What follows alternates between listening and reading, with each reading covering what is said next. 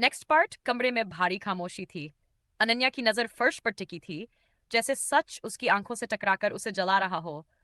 आदित्य वर्मा उसके सामने खड़े थे, भारत की सबसे ताकतवर कंपनी के चेयरमैन, लेकिन इस वक्त एक टूटे हुए इंसान की तरह। अगर तुम चाहो, आदित्य ने धीमे से कहा, तो ये इंटरव्यू यहीं खत्म मान लिया जाए। अन्या ने तुरंत सिर उठाया। नहीं। उसकी आवाज साफ और स्थिर थी। मैं यहाँ किसी की बेटी बनकर नहीं आई हूँ। मैं अपनी मेहनत के दम पर आई हूँ। पैनल के मेंबर्स ने एक दूसरे की ओर देखा।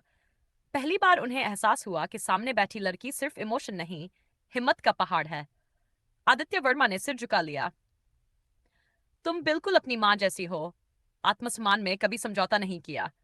अनन्या का दिल एक पल को डगमगाया, लेकिन उसने खुद को संभाल लिया। मेरी माँ ने मुझे यही सिखाया था कि किसी का नाम नहीं, अपने कर्म पहचान बनाते हैं। इंटरव्यू औपचारिक रूप से पूरा हुआ। अनन्या फाइल समेटकर बाहर निकल आई।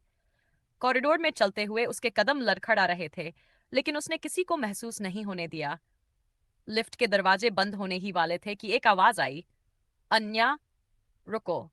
आदित्य वर्मा अकेले खड़े थे, बिना सिक्योरिटी, बिना रुतबे के। मुझे माफ कर दो, उन्होंने कहा। मैं तुम्हारे बचपन में नहीं था, लेकिन मैं अब भागना नहीं चाहता। अनन्या ने गहरी सांस ली। माफी से जिंदगी नहीं बदलती सर, सालों का खालीपन माफी से नहीं भरता। तो क्या भरता है? आदित्य ने पूछा। अनन्या की आंखों में नमी थी, लेकिन आवाज मजबूत। सच, जिम्मेदारी और समय। आदित्य ने सिर हिलाया। अगर तुम इजाजत दो तो मैं ये सब दूंगा, बिना किसी दबाव के। लिफ्ट के दरवाजे खुल गए। अनन्या अंदर चली गई।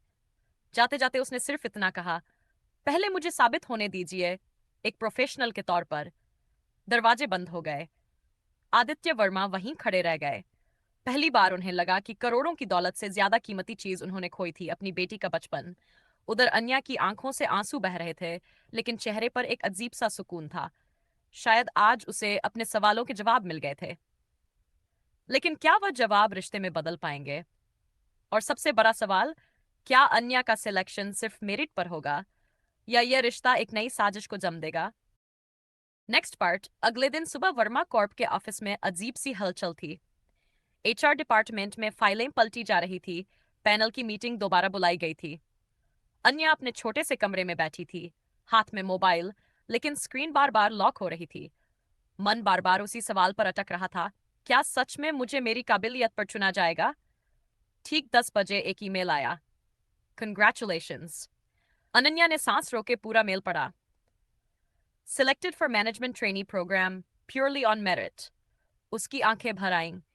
ये जीत सिर्फ नौकरी की नहीं थी, ये उस डर की हार थी जो कल से उसके सीने में बैठा था। उसी वक्त चेयरमैन के केबिन में माहौल बिल्कुल अलग था। सर, बोर्ड में सवाल उठ रहे हैं, लीगल हेड ने कहा। अगर किसी को पता चला कि वो आपकी बेटी है। आदित्य वर्मा ने बात काट दी। किसी को कुछ पता नहीं चलेगा, और अगर पता चला भी, तो भी उसका सिलेक्शन रद्द नहीं होगा, क्योंकि वह यहां मेरी बेटी बनकर नहीं, एक काबिल प्रोफेशनल बनकर आई है। कमरे में बैठे सब लोग चुप हो गए। पहला दिन। अन्या ने सिंपल सा सूट पहना, वही चांदी का हार गले में था। किसी ने उसे नोटिस नहीं किया, ना स्पेशल ट्रीटमेंट, ना कोई नजर। और यही वह चाहती थी।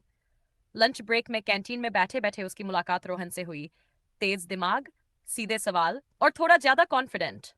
तुम्हें पता है, उसने हंसते हुए कहा, यहाँ टिकना आसान नहीं, लोग खा जाते हैं। अनन्या हल्के से मुस्कुराई। जिंदगी ने इससे बुरा भी सिखाया है।